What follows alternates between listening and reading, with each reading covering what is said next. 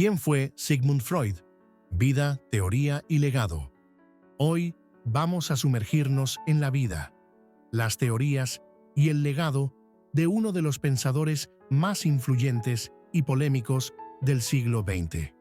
Sigmund Freud, el padre del psicoanálisis, que revolucionó la forma en la que entendemos la mente humana, introduciendo conceptos que aún hoy se debaten y se estudian en profundidad. La infancia y juventud de Sigmund Freud. Sigismund Shlomo Freud nació el 6 de mayo de 1856 en Freiberg, una pequeña localidad de Moravia, en el entonces Imperio Austrohúngaro, actual República Checa. Más adelante, durante su juventud y con la entrada a la universidad, decidió abreviar su nombre a Sigmund Freud, forma bajo la cual sería conocido en el ámbito académico y en la historia del pensamiento.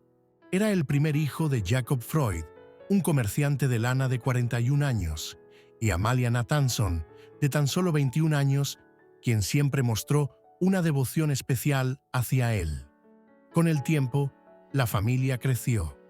Freud tuvo 7 hermanos menores, aunque uno de ellos murió en la infancia, además de 2 hermanastros mayores provenientes de un matrimonio anterior de su padre. En 1859, debido a dificultades económicas, la familia se trasladó a Leipzig y poco después a Viena, ciudad en la que Freud crecería y viviría la mayor parte de su vida. Freud fue un estudiante brillante, dominaba el alemán, pero también estudió francés, inglés, hebreo, latín y griego, lo que más adelante le permitió acceder a textos clásicos que marcarían su pensamiento. En 1873, con apenas 17 años, ingresó a la Universidad de Viena para estudiar medicina. Su interés inicial fue la fisiología y la neurología, campos en los que comenzó a destacar. Allí trabajó con Ernst Brücke, un fisiólogo que defendía una visión mecanicista de la vida, influenciando la manera científica de pensar de Freud. Sus primeros pasos como médico y neurólogo. En la década de 1880, Freud se centró en el estudio de las enfermedades nerviosas. Entre 1885 y 1886 viajó a París para estudiar con Jean-Martin Charcot, uno de los neurólogos más prestigiosos de la época, famoso por su trabajo sobre la histeria y el uso de la hipnosis. Esta experiencia fue crucial. Freud quedó fascinado con la idea de que trastornos aparentemente físicos podían tener un origen psíquico. En 1886 regresó a Viena y abrió su consulta privada como neurólogo. Ese mismo año se casó con Martha Bernays, con quien tendría 6 hijos, entre ellos Anna Freud, quien se convertiría también en una destacada psicoanalista. En estos primeros años, Freud empezó a trabajar junto a Joseph Breuer, médico vienés que trataba a pacientes histéricas. El caso más célebre fue el de Berta Pappenheim, conocida bajo el seudónimo de Anna O., quien padecía síntomas de parálisis y pérdida del habla. Breuer descubrió que cuando la paciente relataba experiencias traumáticas, sus síntomas desaparecían temporalmente. Freud bautizó este procedimiento como la cura por la palabra, germen del psicoanálisis. El nacimiento del psicoanálisis. A finales de la década de 1890, Freud comenzó a desarrollar sus propias teorías sobre el inconsciente. En 1899, aunque con fecha editorial de 1900, publicó su obra más influyente, La interpretación de los sueños. En este libro, planteó que los sueños eran una vía privilegiada para acceder a deseos inconscientes reprimidos, usando un método llamado asociación libre. Freud propuso que la mente humana estaba dividida en 3 niveles. Consciente, lo que percibimos y pensamos de manera activa. Preconsciente, lo que puede ser recordado con facilidad. Inconsciente, un depósito de deseos, traumas y emociones reprimidas que influyen en nuestra conducta.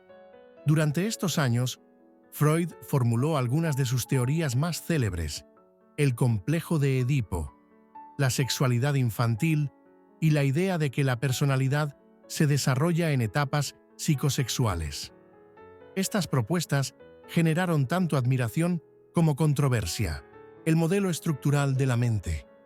En 1923, en su obra El yo y el ello, Freud reformuló su teoría de la mente y propuso un modelo estructural compuesto por tres instancias: ello, id, la parte primitiva, regida por el principio del placer; yo, ego, mediador entre las exigencias del ello, la realidad externa y la moral interna; superyo, superego, instancia moral y normativa, interiorizada a partir de la autoridad de los padres y la sociedad.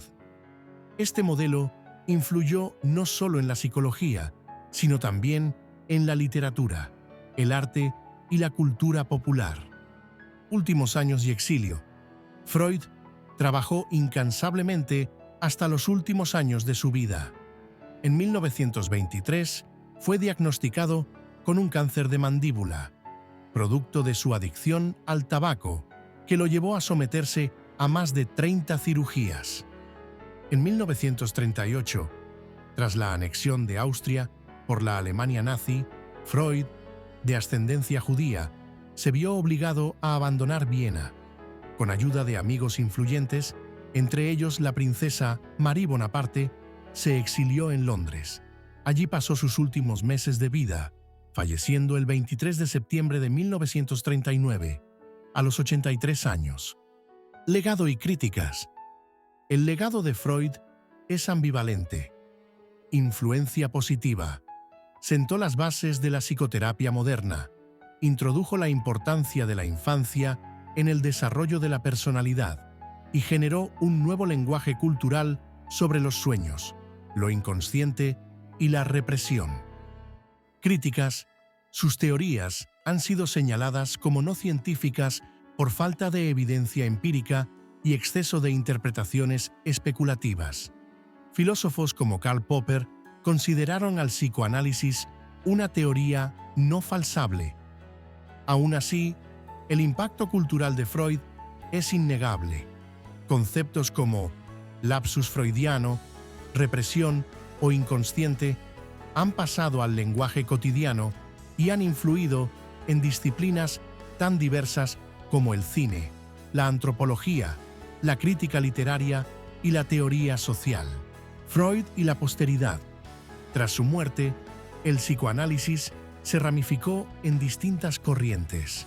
Por un lado, estuvo el psicoanálisis freudiano ortodoxo, que continuó desarrollándose a través de discípulos fieles a las ideas originales de Freud, como su hija Anna Freud, quien profundizó en la psicología del yo y en la teoría del desarrollo infantil. Por otro lado, surgieron corrientes derivadas o disidentes que cuestionaron aspectos centrales de la teoría freudiana. Carl Gustav Jung fundó la psicología analítica, introduciendo conceptos como el inconsciente colectivo y los arquetipos. Alfred Adler creó la psicología individual, enfocada en el sentimiento de inferioridad y la voluntad de poder como motores de la personalidad. Melanie Klein fue pionera en la psicología de las relaciones objetales, con gran influencia en el psicoanálisis infantil. A estas se sumaron más tarde otras corrientes, como la psicología del yo en Estados Unidos o la escuela francesa de Jacques Lacan, que reinterpretó a Freud a través de la lingüística y el estructuralismo. En conclusión, Sigmund Freud fue más que un médico vienés. Fue un revolucionario de las ideas. Su obra, con luces y sombras, marcó el inicio de una nueva manera de pensar el alma humana. Desde la cura por la palabra hasta la noción del inconsciente, su legado sigue vivo en la psicología, el arte y la cultura contemporánea. Si este vídeo te ha resultado interesante, suscríbete al canal y déjame en los comentarios de qué otros temas del psicoanálisis te gustaría que hablemos. Hasta la próxima.